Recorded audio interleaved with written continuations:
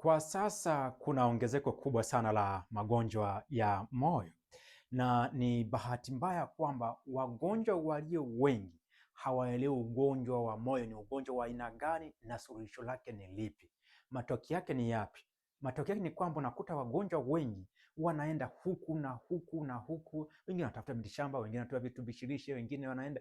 Mwisho wa siku wengi matokeo yanakuwa ni duni kulingana na nguvu ambayo wameiwekeza, na ubazi wanakata tamaa, na mwisho wa siku wote na mauti unawakuta hata baada hawajajikwamua na ugonjwa huo. Lakini ukifuatilia wagonjwa hawa wote wa magonjwa ya moyo, kwa asilimia kubwa kuna vitu ambavyo havijui. Vitu hivi viwili: moja, wengi hawajui ugonjwa wa moyo ni ugonjwa wa aina gani, haya magonjwa ni magonjwa ya design gani. Na cha pili, kuna vitu vikuu vinne ambavyo ni msingi wa tiba ya ugonjwa wa moyo, wengi hawavijui, kwani ni bahati mbaya hata sisi wenyewe madaktari mara nyingi huwa hatuwaambii, na huo ndio ukweli ambao natakiwa watu tuwaambie, ili kusudi watu waweze kupata tiba sahihi na waweze kupona. Kwa katika video hii naenda kuangazia ugonjwa wa moyo ni ugonjwa wa design gani, lakini pia nitakufahamisha haya mambo makuu manne au zisiri kuu nne ambazo kila mgonjwa wa magonjwa ya moyo inatakiwa azijue, na kuhakikishia cha nne kitakushangaza, kwani ndo ambacho huwa kitakuja kurudisha matumaini yako wewe mgonjwa wa magonjwa ya moyo. Ni Emmanuel Mpalie na Kitaruma Nutrition Specialist. Karibu katika mada hii ambayo tunaenda kuangazia ukweli kuhusu ugonjwa wa moyo, ambayo tutaangazia maana ya ugonjwa wa moyo, inahusisha nini na mambo makuu manne hayo, na hilo la nne ambayo nimekuhifadhia ambayo nataka nikwambie wewe leo, ili kusudi uweze kujua uhalisia ni upi. Bila kupoteza muda, tuingie kwenye mada husika. Kwanza tuangazie neno ugonjwa wa moyo. Wengi hawaujui, lakini neno ugonjwa wa moyo haimaanishi kwamba ni ugonjwa mmoja, ila bali ni neno ambalo linatumika kuashiria magonjwa yote ambayo yanaathiri misuli ya moyo au yanaathiri mishipa ya damu. Magonjwa haya yote kwa pamoja tunaenda kwamba ni magonjwa ya moyo. Mfano wa magonjwa ni magonjwa gani? Kwa mfano, kuna magonjwa ambayo yanaathiri mishipa ya artery, coronary artery disease. Nikufahamishe tu kwa wewe ambaye hufahamu vizuri. Moyo huwa unasukuma damu, na ile damu huwa inasafiri kwenda sehemu mbalimbali za mwili kupitia mishipa ya damu ambayo ni artery. Ni bahati nzuri pia kwamba moyo huo nao pia unahitaji damu ili usiweze kupata virutubisho na masuala ya hewa ya oksijeni. Kwa hiyo kuna mishipa ya damu mingine ambayo sasa inazunguka pale pale kwenye moyo na kupatia moyo ile damu pia ili uweze kupata virutubisho hiyo. Kwa hiyo mishipa hiyo tunaita kwamba ni coronary arteries. Kuna magonjwa ambayo yanaathiri hiyo mishipa ya damu. Kwa hiyo ya magonjwa ama huo ugonjwa tunaita kwamba ni coronary artery disease. Kwa hiyo ni moja ya ugonjwa wa moyo. Lakini kuna vitu kama heart valve disease ambayo ni magonjwa yote ambayo yanaathiri valve zilizopo kwenye chemba ya moyo. Hizo pia ni moja pia ya magonjwa ya moyo. Kuna heart failure ambayo ni kudhoofika kwa misuli ya moyo wako wewe. Unaposikia mtu anakwamba moyo wako haufanyi kazi vizuri, umeshindwa kufanya kazi, kwamba na heart failure, basi ile pia ni moja ya ugonjwa wa moyo. Haya, kuna vitu kama tunaita kwamba ni congenital heart defect or disease, ambayo hii mara nyingi inatokea pindi mtoto anapokuwa tumboni. Maana yake mtoto anazaliwa na tatizo hili ambalo tunasema hili ni anatomical problem, au unakuta kwa mfano moyo una tundu, kwa unakuta moyo unakuwa na changamoto kadhaa. Hii bado pia ni ugonjwa wa moyo. Kwa hiyo haya yote tunasema kwamba ni magonjwa ya moyo. Lakini ukiangalia wagonjwa wengi, na tafiti natuonyesha wengi, natuweka wazi kabisa kwamba ugonjwa wa moyo ambao unaathiri watu wengi sana si congenital heart disease wala si heart valve disease. Kwa walio wengi ni coronary artery disease, magonjwa ambayo yanashambulia mishipa ya artery ya coronary. Haya ndio ambao wahanga ni wengi, na hapa naenda kujikita kwenye huu ugonjwa wa coronary artery disease ambao karibia asilimia kubwa ya wagonjwa magonjwa ya moyo wana huu ugonjwa. Naenda kuchimbua kiundani zaidi, tutakuja kuona vitu kama ischemic heart disease ambao ni ugonjwa wa kukosekana kwa hewa kwenye moyo wako. Halafu tutakuja kuongezea pia na masuala ya mshtuko wa moyo, ambao vyote hivi vina kama vile mfereji ambao ni mmoja. Sasa tuangazie habari za coronary artery disease ambayo tunasema kwamba ni ugonjwa wa wa arteries za coronary ambayo nishasema kwamba hii mishipa ni mishipa ambayo ina supply damu kwenye moyo wako. Sasa fahamu hivi, hii mishipa kawaida, mshipa wa damu bwana, afya njema wowote ule unakuwa na uwezo wa kusinya na kutanuka vizuri, na hiyo kuruhusu damu ya kutosha kutiririka katika sehemu mbalimbali za mwili ikiwemo na kuelekea kwenye moyo wako wewe mwenyewe. Sasa kulingana na maisha tulionao na ulaji tulionao, wengi wanajuta kwamba wanakula vitu ambavyo vimesheheni mafuta ya cholesterol, mafuta haya yanayoganda na vyakula vingine vya kusindikwa kwa wengi sana. Mwisho wa siku hii mishipa ya damu huwa ni kwamba inaharibiwa na kuanza mwishowe kuona kwamba vitu kama cholesterol, mafuta na hivi vitu kwenye vyakula vya kusindikwa ni kwamba huwa vinajipakia ama vinanasa kwenye hii mishipa ya damu. Sasa hii kitendo cha hii mishipa ya damu au kipindi cha mafuta kurundikana kwenye mishipa ya damu, huo ugonjwa tunaita kwamba ni coronary artery disease, ni ugonjwa wa mishipa ya coronary au kwa tafsiri nyingine kama ni atherosclerosis, ambayo ile mishipa ya damu inafikia point ambapo unakuta kwamba haiwezi kutanuka vizuri. Sasa mafuta yanapozidi kuongezeka, cholesterol inakosa kutosha kutoka kwenye nyama, si maziwa, mayai, mafuta na uganda vya kutosha, na kula hivi vya kutoka viwandani ambavyo vina mafuta, vingine vina sukari ya kutosha, ni kwamba huwa yale mafuta ni kwamba kile kipenyo huwa kinacha yule mshipa wako ya damu, hii mishipa coronary, huwa kinazidi kupungua. Kinapopungua kinapunguza mtiririko wa damu kwenda kwenye misuli yako ya moyo wako ama kwenye tishu za moyo wako. Sasa hewa ya oksijeni inapokuwa ni chache kuelekea kwenye moyo wako, kwa maana kwamba sababu ya damu ni chache, basi ile hali ambayo mgonjwa huyu anakuwa anapitia, tunasema kwamba tayari wewe una ischemic heart disease. Kwa hiyo inapotokea kipenyo cha mishipa ya damu kimepungua kwa karibia 50% mpaka 70%, tunasema kwamba huyu mtu tayari sasa si kwamba tuna coronary artery disease, ni kwamba ana ischemic heart disease, ana ugonjwa wa upungufu wa oksijeni kwenda kwenye tishu za moyo. Yaani hicho ndio Kiswahili ambacho ni kirahisi wewe ambacho unaweza kunielewa, lakini kwa lugha kitaalamu ni kwamba huyu mgonjwa ana ischemic heart disease. Lakini chanzo chake ni nini? Ni coronary artery disease, kwamba ni ile cholesterol vimerundikana kwenye mishipa ya damu. Sasa vinavyorundikana huwa vinapunguza kipenyo. Yaani kile kitendo cha kupungua kwa kipenyo na ile mishipa ya damu kutokuweza kutanuka vizuri, tutaenda kwenye coronary artery disease. Lakini upungufu wa hewa ya oksijeni kwa sababu ya uhaba wa damu kutiririka kwenda kwenye moyo wako, ule upungufu tunaita kwamba ni ischemic heart disease. Maanake tishu za moyo wako zinakuwa zinapokea hewa ya oksijeni ambayo ni ndogo. Sasa kadri unavyozidi kula cholesterol na damu kazidi kupungua kuelekea kule, inapofikia kwa 100%, kile kipenyo kimeziba ama kimepotea kabisa, yani hakuna sasa damu kupita, maanake ni hakuna oksijeni ambayo inaenda kwenye tishu za moyo wako. Sasa kwa kuwa hakuna oksijeni inaenda kwenye tishu za moyo wako, ndio hapo mtu unapata hali ya dharura ambayo kwamba ni mshtuko wa moyo. Ni moyo unashtuka sababu hakuna oksijeni tena ambayo inaenda kwenye tishu zako wala virutubisho ambavyo vinaenda kwenye tishu zako. Kwa hiyo kinachoanza mara nyingi kama mtu hajapata mshtuko wa moyo, kinachoanza ni coronary artery disease. Mishipa ya damu kwanza inaanza kuchakaa, mafuta yanaanza kujipachika pachika, kipenyo kinapungua. Kinazidi kupungua, damu inayotiririka kwenda kwenye tishu inapungua nayo. Inapopungua kwa kuwa oksijeni ikawa ndogo kule, basi wewe kwamba kwenye hadi ufikia ya uhaba wa oksijeni kwenda kwenye tishu zako, tunasema kwamba tayari umeshapata ischemic heart disease. Sasa inapofikia para kwamba damu sasa hiki kipenyo kimezidi kupungua kikapotea kabisa, maana yake kaziba ile mishipa ya damu, hakuna damu kupita sasa, ni kwamba unaingia kwenye heart attack, mshituko wa moyo. Hivi ndio ambavyo natakiwa wewe ufahamu haya magonjwa ya moyo ama hii series ya magonjwa ya moyo. Ukiambiwa kama una coronary artery disease, fahamu hivyo. Wakati ukiwaambia kwamba una ischemic heart disease, fahamu hivyo. Ukisikia mtu amepata mshtuko wa moyo, ni kwamba hakuna damu ambayo inatirika kwenda kwenye tishu za moyo. Chanzo ni nini? Coronary artery disease. Kwa nini unapata coronary artery disease? Ndio tunaenda sasa kuona, kwa maana ya kwamba ni ulaji wa vyakula. Hizo nyama ambazo naambia kwamba kula protein, ni kwamba fahamu kwamba kuna mafuta ya kutosha. Haya mafuta unayokula hayo na hizo cholesterol ambazo naambia kwamba hazina shida, ndio zinapelekea hii changamoto.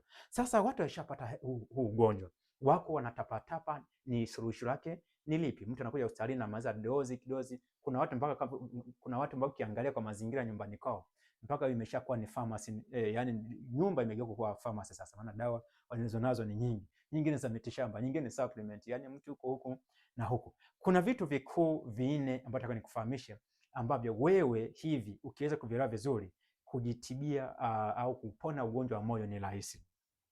Moja ambacho huwa madaktari hatuambii ni kwamba ugonjwa wa moyo, hii coronary artery disease, ni gonjwa lishe, ni ugonjwa wa lishe, ni food borne disease, ni ugonjwa ambao unatokana na vyakula unavyokula, kwa sababu kinachosababisha ile mishipa ya damu kukakamaa na kipenyo kupungua ni cholesterol, na cholesterol zitoke mbinguni zitoka kwenye chakula unachokula.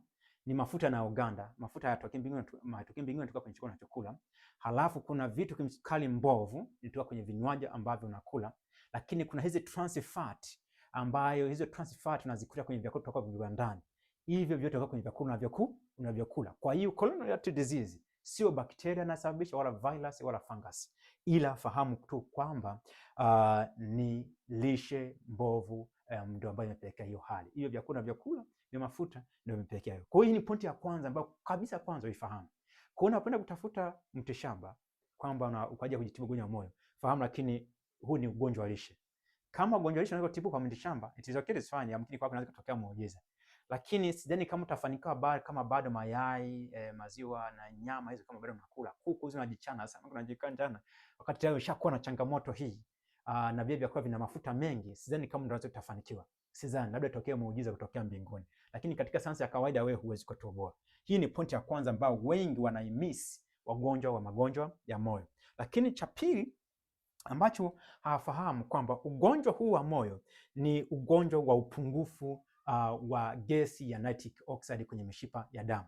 Nikufahamishe kwa ufupi. Nitric oxide ni gesi ambayo inazalishwa na tishu zilizopo kwenye ukuta wa mishipa yako ya damu, endothelial tissue, ambazo zile zinazalisha ile kemikali. Ile kemikali inafanya kazi kadhaa. Moja ni kuhakikisha kwamba ile mishipa yako ya damu inaweza kusinyana na kutanuka vizuri. Lakini cha pili, ile nitric oxide inasaidia kuhakikisha kwamba ile mishipa yako ya damu inateleza, kwa maana kwamba hakuna kitu ambacho itaweza kujiattach ama kujishikiza kwenye ukuta wa mishipa yako ya damu. Kwa hiyo vitu vina move pasipo kukaa mahali popote. Lakini nitric oxide hii ndio inazuia takataka mwili ziache kujipenza kwenye kiwambo ama kutokea kwa tafasi nyingine, inazuia kutokea kwa majipu kwenye mishipa yako ya damu. Kuna faida nyingine za nitric oxide, lakini hizi kwa haraka haraka ambazo utakao uzifahamu. Kwa hiyo hii ni changamoto. Kwa nitric oxide inapokuwa haipo ya kutosha, basi ile mishipa pia ile kipenyo cha mishipa yako ya damu kinazidi kupungua. Kwa nini nitric oxide inapungua? Ni kwa sababu ya hii lishe. Vyakula hizo cholesterol unazokula, mafuta unayokula na hizo trans fat ambazo unazipata kutoka kwenye vyakula kutoka viwandani, sambamba na hiyo sukari kutoka viwandani, hivyo ndio ambavyo huwa vinakuwa vimejishikiza ama vimejipenyeza kwenye ama vimeharibu ile ukuta mishipa ya damu. Ni kwamba vinaharibu zile seli ambazo zinazalisha nitric oxide. Kwa hiyo unajikuta kwamba kinachozalishwa nitric oxide inazalishwa ni ndogo sana kuliko uhitaji. Tunahitaji nyingi, lakini inazalishwa ni ndogo. Mwisho wa siku ile mishipa ya damu inakuwa haiwezi kutanuka vizuri, kipenyo kinafanyaje? Kinapungua, na damu hapo ndo inazidi kupungua. Zinapokuwa zipo nyingi hizi fati zinakuathiri, zinakufanya wewe unakuwa na coronary artery disease. Lakini kwa kuwa zinapelekea upungufu wa nitric oxide ambao kipenyo kinazidi kupungua, damu haiendi ya kutosha, ndio unakuja kupata masuala ya ischemic heart disease. Kwenye ischemic heart disease labda nifahamie kitu kimoja tu, kwamba kwa zaidi ya asilimia 90 kisababishi ni coronary artery disease, magonjwa ambayo yanaathiri hizi mishipa ya artery disease. Lakini pia ukija kuangalia kwa asilimia chache, kuna watu wachache unakuta hawana coronary artery disease, lakini wanaweza kupata ischemic disease kwa sababu ya upungufu wa damu. Damu ni ndogo sana. Kumbuka hii ischemic heart disease ni upungufu wa hewa ya oksijeni kwenda kwenye tishu zako za moyo, ambao matokeo yake ni matokeo kwa sababu damu inayoenda kule ni chache. Kwa hiyo automatically hata mtu ambaye ana tatizo la upungufu wa damu anaweza kupata ischemic heart disease. Hiki ni kitu kingine ambacho labda nikuongezee kwenye swala la ischemic heart disease, lakini kwa zaidi ya asilimia 90 kisababishi ni coronary artery disease. Haya, hii nitric oxide ndio ambayo nataka kuizungumza kwamba mafuta na cholesterol, trans fat na sukari vinapelekea kupungua kwa nitric oxide. Nitric oxide inapopungua, tunasema kwamba kipenyo kinapungua na damu sasa inayotiririka inazidi kufanyaje? Kupungua. Haya, kitu cha tatu ambacho watu hawakifahamu, ambacho watu waambii wagonjwa hawa ni kwamba ugonjwa wa moyo huu ni kwamba ni matokeo ya mrundikano wa takataka ambazo takataka mazungumzia ni bado ni combination ya kuangalia hivi ma trans fat, habari za mafuta yanayoganda na cholesterol, ambavyo hivyo vinajipenyeza kwenye mishipa ya damu na kutengeneza ile majipu. Kwa hiyo nitric oxide inakuwa ni chache, bado hivi vinazidi kugandamana, zile fat zinazidi kurundikana na kusababisha hizi nini, hizi jipu hivi, ambavyo hivyo baadaye hata vikipasuka ni kwamba vinaweza kupelekea masuala ya heart attack. Kwa sababu ikipasuka ni kwamba vina block moja kwa moja ule mtiririko wa damu, kwa unakosa zile tissue za moyo wako zinakosa hewa. Mwisho wa siku unapata nini? Hali ya dharura ambayo nasema kwamba ni mshtuko wa moyo. Hivi ni vitu vichache ambavyo natakiwa ufahamu. Sasa ukijaribu kuangalia hapa, asilimia kubwa ni lishe. Nikasema kuna kitu cha aina ambacho nataka nikwambie. Wakati tunaona kwamba hapa vyakula ndo mchawi hapa, kwamba mafuta yanayoganda, cholesterol unazokula kutoka kwenye vyakula hivi ambavyo vinashauriwa kwamba vina protein, ambavyo vinatusababisha kupungua kwa nitric oxide, vinatupelekea hivi majipu hivi, damage kwenye blood vessels, ni kwamba kitu ambacho watu huwa mwambii ni kwamba bado magonjwa ya moyo haya yanatibika, lakini sterling wa movie ya tiba ya ugonjwa wa moyo ni chakula, sio kitu kingine. Hata uende India, mwisho wa siku tiba inabakia ni jikoni kwako. Chakula ndo ambacho kinaweza kutibu hii condition kwa 100% kabisa, mtu akakaa vizuri. Kwa maana kwamba pointi ya 4 ni kwamba ugonjwa wa moyo una uwezo ukaurudisha nyuma hata wale ambao wameshapata advanced heart disease. Kwa mfano, ulianza kupata coronary heart disease, kipenyo kaanza kupungua, baadaye umeanza kudevelop masuala ya ischemic heart disease, watu wameshangaa unapata maumivu kifuani ama hizo angina. Hata kama ukijaribu kuangalia tafiti ambazo zinaonyesha kwamba hata kama mgonjwa ile mishipa ya damu imeweza kupungua kipenyo kwa karibia 90%, kwamba huyu mtu anaelekea kupata issue ya heart attack, ni kwamba kwa kutumia vyakula ni ile hali ile mishipa damu ni inazibuka, kipenyo kinaongezeka tena, na ile mtiririko wa damu unaongezeka na oksijeni inatirika kule tena inaongezeka. Kwa unajua kwamba unaweza kutoka kwenye heart attack, kwenye risk ya kupata heart attack, ukatoka kwenye ischemic heart disease, ukatoka kwenye masuala ya coronary heart disease, mishipa yako ya damu ikawa iko safi kabisa kwa lishe tu peke yake. Hiki ndo kitu cha nne ambacho nataka nikufahamisha. Kwa hiyo you can reverse, unaweza ukareverse heart disease, especially coronary heart disease, ischemic heart disease, bado unaweza ukaireverse na ukakaa nini, ukakaa vizuri kabisa na usipate tena changamoto tena. Lakini fahamu tu kwamba kinachoweza kuleta huo muujiza sio mitishamba wala vile virutubisho ambavyo unaona kwa bei ghali, wala sio dawa za hospitalini, ila ni chakula tu basi. Hiyo ndio siri ambayo imefichika, na hiyo wakati mwingine hatuwezi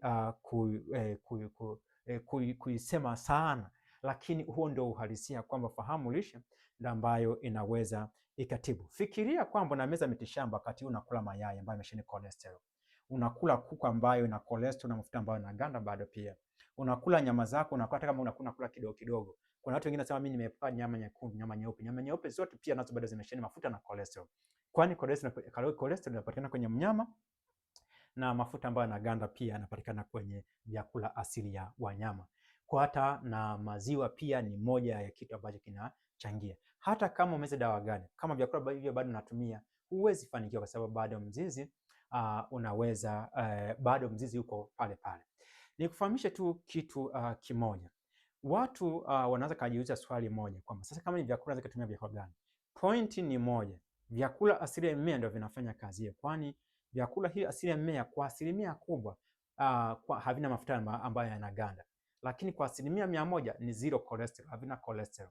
Kwa 100% vina nyuzi lishe ambazo nyuzi lishe zinasaidia kupunguza hata ile cholesterol ambayo imetokea, ambayo bado ambayo imeongezeka ndani ya mwili wako. Kwa hiyo hapa mdhamana wako hapa wewe mgonjwa wa moyo ni vyakula asili ya mmea. Watu wanafuata ketogenic diet, huwezi kula nyama afu na heart disease utoboe, wala huwezi kusema kwa unakula mayai si 7 kwa siku na magonjwa ya moyo. utoboe, si kitu ambacho ni rahisi, labda utokee muujiza kutoka mbinguni, lakini katika biolojia ya kawaida ni kitu ambacho hakiwezekani. Utaendelea tu kuhenyeka na kuzunguka huku na huku, lakini mwisho wa siku ni kwamba habari za heart attack, mshtuko wa moyo au vitu kama stroke vitaweza kukumba mtu. Naambiwa kwamba ule protein, lakini naomba nikuhakikishie kitu kimoja.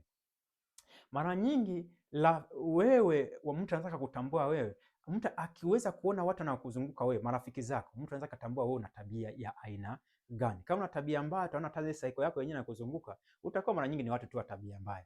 Na hata kwenye masuala ya tibalishe, viambata ambavyo vinakuja na kirutubisho husika vitaamua kwamba kile chakula kiwe tiba ama kiwe adui. Protein inakuja, lakini inakuja na nani? Inakuja na mafuta na uganda, inakuja na vitu ambavyo ni cholesterol, lakini nyama zile ni too acidic, zina asidi nyingi sana, kwa kiasi kwamba bado inatuambia kwamba vyakula ambavyo viko high in protein specifically vitokana na wanyama sio salama sana kwa mtu ambaye tayari aishaathirika na magonjwa ya moyo. So far kwa leo mimi niishie hapa. Nadhani unaweza kuwa umejifunza jambo hapa. Kama hujanielewa vizuri, rudia tena video hii, na kama utapendezwa na content ya video hii, usisahau kushare, kucomment na kulike. Ulikuwa nami Emmanuel Mpalie, nutrition specialist. Nikutakia wakati mwema. Kwaheri.